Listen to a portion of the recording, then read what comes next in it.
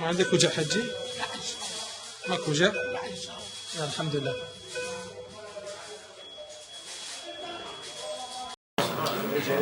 بالنسبة للتخدير المناطقي فهو يعتبر اختصاص دقيق بالنسبة لاختصاص التخدير والعناية المركزة. العالم توجه نحو التخدير المناطقي لأنه يقلل لنا من المضاعفات المصاحبة للتخدير العام، وخلينا نتمكن من إعطاء تخدير المرضى كانوا هم صعب جدا أنه نتعامل وياهم بالوسائل المتاحة سابقا للتخدير العام. بالنسبة للتخدير المناطقي موجود في مستشفى الحسين التعليمي حاليا جهازين الترا ساوند يمكننا من تحديد مكان العصب في المنطقة المراد تخديرها. عندنا جهاز بساط العمليات الطابق الأرضي وجهاز بساط العمليات الطابق الأول.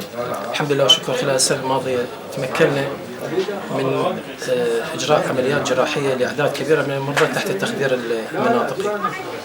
أعتقد يعني بمعدل يومي إحنا نشتغل بالتخدير المناطقي. من هو المرضى الذين يحتاجون تخدير مناطقي؟ عادة المرضى اللي هم يكونوا غير مؤهلين للتخدير العام، كبار السن، المرضى المصابين بالمشاكل بالجهاز التنفسي، جهاز الدوران، عجز القلب، مرضى الفشل الكلوي، كل مريض ممكن يسبب للتخدير العام مشاكل، فإحنا نبتعد عنه بإعطاء تخدير مناطقي يتجنب المريض كل المضاعفات المحتملة. الحمد لله شكر ما صارت عندنا أي مشكلة ويا أي مريض كان يعني السكور مالته يعتبر الحالات من الحالات اللي هو نسبة الوفيات كانت متوقعة تكون عالية عندنا. ما صارت عندنا أي مشكلة ويا هذول المرضى الحمد لله شكرا. باسم حرز علي، استشارة تخدير والعناية المركزة مستشفى الحسين التعليمي.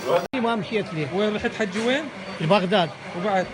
والديوانية اي والسماوة كل على مود العصب هذا؟ اي والله ودعتك. هسه شلون صرت؟ والله الحمد لله ان شاء الله بسلامتك. لا الله لا الله هسه عندك ألم لو ماكو؟ والله زين ماكو؟ اي انا حرمت الزيارة هاي هسه افتح حقك سده افتح حقك وسده ماكو وجع يصير عندك مثل قبل؟ لا ماكو مثل قبل يصير مو؟ اي انا كل خميس مكربله الحمد لله وشكرا.